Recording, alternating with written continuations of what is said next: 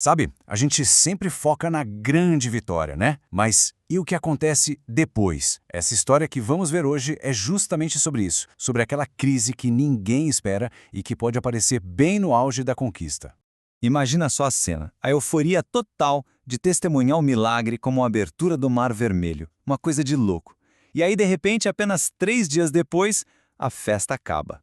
Aquela celebração toda vira um desespero por água. É uma virada de chave muito, muito brusca. E olha que transição, que contraste, né? De um lado que a gente tem cântico, celebração, o poder divino em ação, e do outro, a realidade nua e crua do deserto. Boca seca, sede e, para piorar, a água que eles finalmente encontram é amarga. É o choque do espiritual com o físico, da exaltação com a necessidade mais básica que existe. Então, para a gente entender bem a fundo essa lição, vamos passar por 5 pontos. Primeiro, essa relação entre o milagre e a sede. Depois, de onde vem essa frustração toda? Aí, a escolha que se tem diante da amargura, o teste que vem depois do milagre e, por fim, qual o propósito de tudo isso? Vamos começar então pelo começo, né? O milagre e a sede. É aqui que a realidade desafia totalmente a expectativa. Depois de um milagre daqueles, o esperado seria alívio. Mas o que veio foi um problema novo e bem amargo. E aqui está uma sacada muito importante. Olha só, viver uma experiência extraordinária, um milagre, não te dá um passe livre, sabe? Não elimina a necessidade de passar por processos que formam o caráter.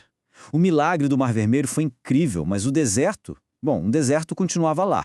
O curioso é que tinha provisão. Havia água. Então o problema não era a falta de recurso. O problema era a frustração. Era a realidade não batendo com a expectativa. E foi exatamente aí, nesse vão entre o que se esperava e o que se encontrou, que a crise de verdade explodiu. Ok, isso nos leva a uma pergunta importante. De onde vem essa frustração? É algo de fora? Parece que não. A análise mostra que a origem dela é um trabalho interno. E existe quase que um roteiro para a frustração acontecer. Olha que interessante. São 4 passos. Primeiro, a gente vive um milagre. Segundo, a gente cria um roteiro interno do que deveria acontecer depois. Terceiro, a realidade. A realidade não segue o nosso roteiro. E aí, quarto passo, nasce a frustração. A gente mesmo constrói ela, percebe? Em outras palavras, o deserto, a água amarga, tudo isso é só um espelho. Só está revelando aquele roteiro que a gente já tinha escrito na nossa cabeça, aquela nossa vontade de controlar tudo.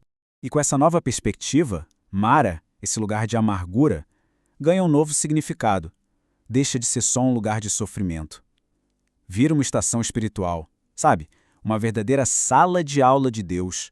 Um lugar intencional para formar o nosso caráter. Bom, e quando a frustração chega, a gente se depara com uma escolha, uma bifurcação. O que fazer diante da amargura? A escolha é entre murmurar ou clamar. São 2 atitudes bem diferentes. A murmuração é a autonomia falando mais alto. É tentar se defender, manter o controle. Já o clamor é o oposto. É reconhecer a dependência, é se render, é confiar. E a solução que aparece na história é uma coisa que vai contra toda a nossa lógica. A frase é forte. Deus cura o amargo com o amargo. Não se trata de achar algo doce para consertar o problema. Lá na história, uma árvore é jogada na água, e a água fica boa. Essa árvore é um símbolo poderoso. Simboliza atitudes que são amargas para o nosso orgulho, né? Coisas como perdoar, ser fiel mesmo querendo desistir, honrar quem nos feriu, esperar, confiar sem ter todas as respostas. São essas coisas amargas que, no fim, trazem a cura. Certo, a água ficou doce. A gente pode pensar, ufa, acabou a lição, mas não. Na verdade, a instrução está só começando. É agora que vem o verdadeiro teste. É interessante que o texto diz que foi ali, naquele exato lugar, depois que a dificuldade foi resolvida, que lhes foram dados estatutos e uma prova. Ou seja, o objetivo nunca foi só matar a sede. Era usar a situação toda para começar a formar um povo com um governo interno, com princípios. E aqui a gente vê a grande diferença. De um lado está a necessidade imediata, o alívio da sede, resolver a circunstância. Do outro, tem o propósito mais fundo, que é transformar o coração. A lição de Mara é sobre isso, a escolha entre um conserto rápido e uma mudança de verdade. No fundo, a pergunta que Mara faz é essa. O que se busca? Um milagre? Um alívio imediato? ou se busca maturidade, mesmo que isso signifique um caminho mais difícil. É a escolha entre o conforto e a transformação. Então, para a gente ir fechando, qual é o grande propósito de Mara? Por que passar por esse caminho tão amargo? Qual necessidade disso tudo?